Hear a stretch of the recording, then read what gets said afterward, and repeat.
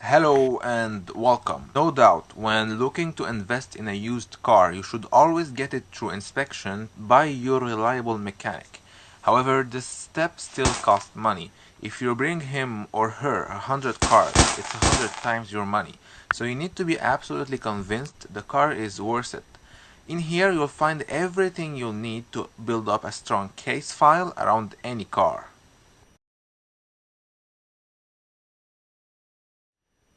In summary, when inspecting a car, probe the exterior condition, whether it's body, paint or tire wear. Examine the engine. Might seem hard, but there's multiple easy clues, whether it's obvious engine quakes, weird noises, smells or smoke. The interior condition is probably the easiest part there because it's bad if it's usually mostly worn and dirty. Some clues may also reveal crash and repair cases. We'll explore them clues a little bit later. To wrap up, take it for a test drive. It's the only mean of communication for the car to express herself. And finally, check the mileage. It's the moment you're most familiar with the car.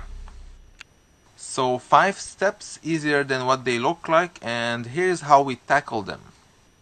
First, exterior condition. It's always good habit to be aware of the most common issues found on the car you're looking at. Here are most common issues related to the exterior body as well as suspension components. Believe it or not, there aren't many common problems related to the exterior body as well as suspension components. Okay, so let's start with the paint job. You're looking for inconsistency in the paint job. Panels that seems to be lighter or stronger in color than the rest of the car. Usually you need the sun to be shining bright in order to reflect and for you to kind of see how the light plays on the paint. If a door or any panel has been repainted, you'll be able to notice a contrast with the rest of the car. It's almost impossible to match paint perfectly, not while trying to make money at the same time, especially when you take into consideration how the sun fades out the paint over time. Brand new paint in contrast with old body panels, there will be a difference. Next is body condition. As always, this should be the most obvious part. When you're walking around the car, look for any dings, broken parts, scratches, rust, inconsistent alignment in between the hood, panels, bumpers and doors. Wheels and tires. First of all, make sure all 4 tires are the same size, make and model. Then take a penny, insert it in between the tire tread. It will give you a rough estimation. Finally, check the rims for scratches, pothole damage and faded paint. Behind each wheel you'll find mechanical components. Most of the time it's not so easy to take a look at it. You'll need a very expensive $850 small accurate device. Your cell phone basically. Use it kind of like I'm doing now.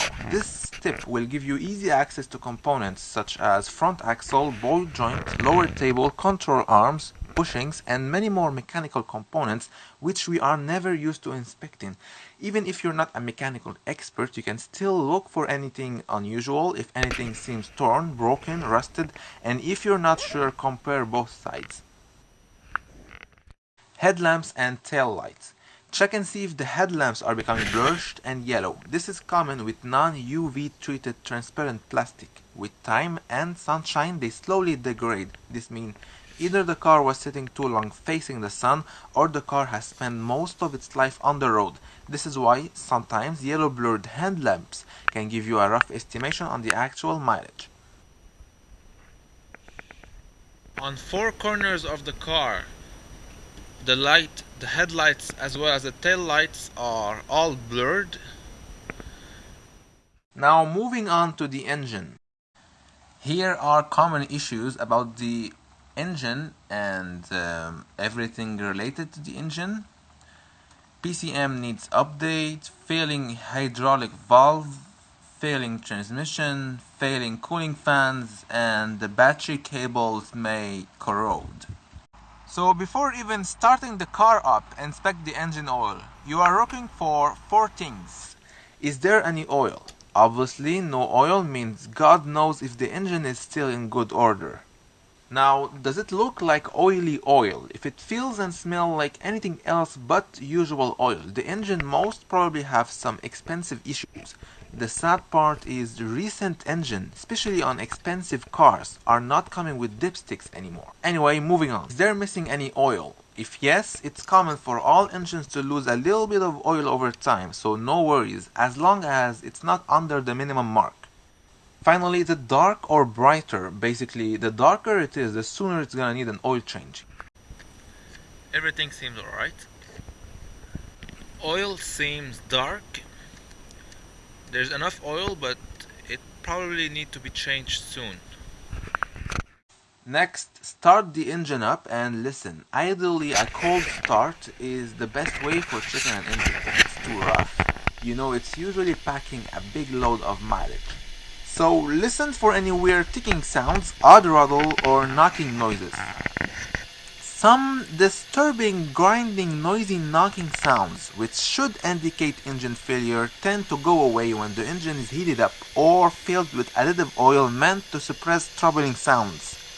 This is the part that I hate the most, because most of the time when you get to the car you wanna see, sometimes for honest reasons, the salesman will have your car already preheated and warmed up. There is really not much you can do about it, except specifically ask for the car to be cold on arrival.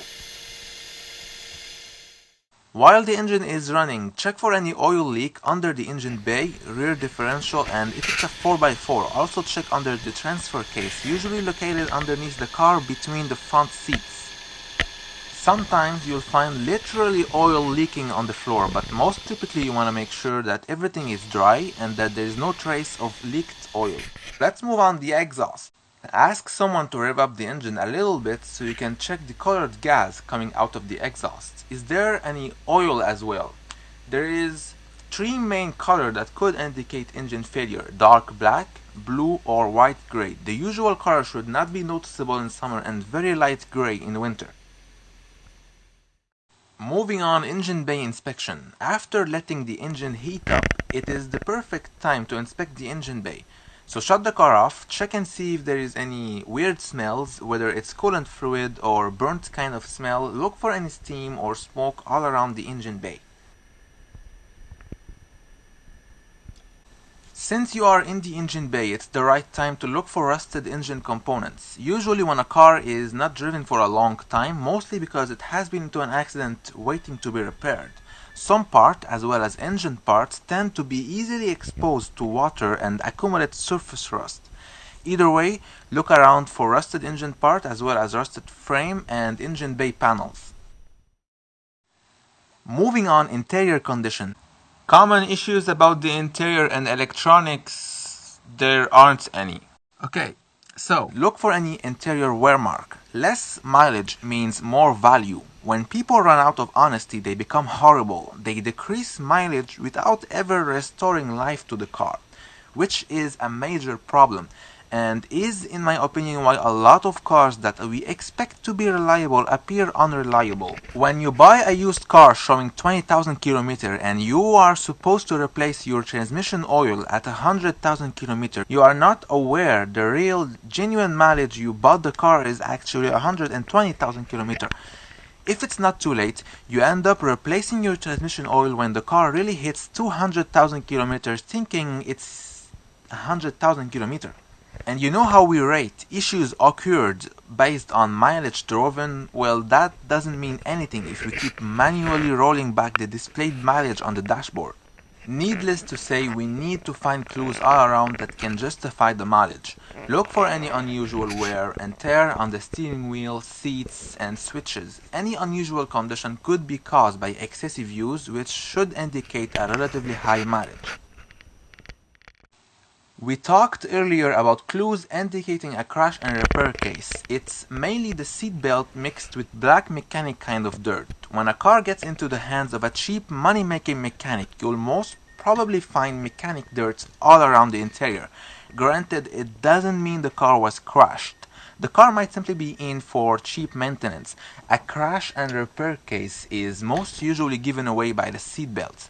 See, seat belts are made in a specific way so they lock when the car gets into a crash, and they have to be replaced but they are expensive parts to buy directly from the dealer because they usually come as a full kit because of safety measures, which makes it the perfect black market item, usually stolen parts.